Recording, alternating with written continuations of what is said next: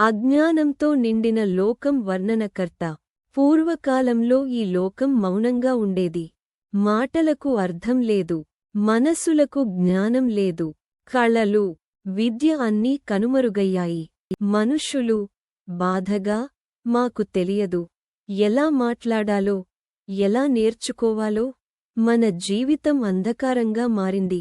దేవతల ఆందోళన. ఇంద్రుడు, ఈ లోకం ఇలా అజ్ఞానంలో మునిగిపోవడం నాకు సహించలేకపోతున్నాను. దేవతల ఆందోళన. నారదుడు, విద్య లేకుండా జీవితం ఎలా సాగుతుంది? ఏదైనా చేయాలి. దేవతల ఆందోళన. దేవతలందరూ ఒకేసారి బ్రహ్మదేవుని శరణు వేడదాం. బ్రహ్మదేవుని వద్ద. దేవతలు, ప్రభూ బ్రహ్మదేవా, లోకం అజ్ఞానంలో ఉంది. జ్ఞానం, విద్య, వాక్చాతుర్యం ప్రసాదించండి. బ్రహ్మదేవుడు, కరుణతో, మీ బాధ నాకు అర్థమైంది. లోకానికి విద్య వెలుగు అవసరం. సరస్వతి దేవి అవతారం. వర్ణనకర్త. బ్రహ్మదేవుని ధ్యానంలో నుంచి శ్వేతవర్ణంలో ఓ దివ్యమూర్తి అవతరించింది.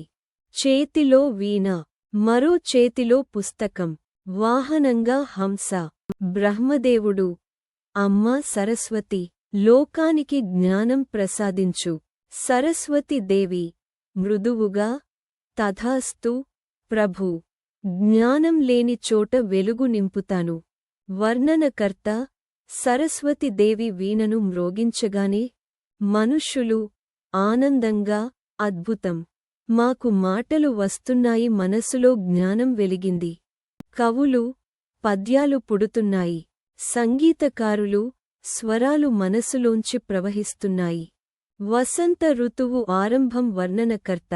అదే రోజు మాఘమాస శుక్లపక్ష పంచమి. చెట్లకు పసుపు పువ్వులు పూసాయి. ప్రకృతి అంతా నవ్వింది. ప్రజలు, ఇది వసంత ఋతువు, జ్ఞానదేవత అవతరించిన శుభదినం. ప్రజలందరూ, అమ్మా సరస్వతి, మాకు విద్య ప్రసాదించినందుకు ధన్యవాదాలు. సరస్వతి దేవి, విద్యను గౌరవించండి. జ్ఞానం జీవితాన్ని వెలిగిస్తుంది. ముగింపు సందేశం. వర్ణనకర్త. అందుకే ఈ రోజును వసంత పంచమిగా జరుపుకుంటారు. ఈ రోజున సరస్వతి పూజ, అక్షరాభ్యాసం, విద్యారంభం చేస్తారు. విద్యే నిజమైన సంపద. జ్ఞానమే జీవితానికి వెలుగు.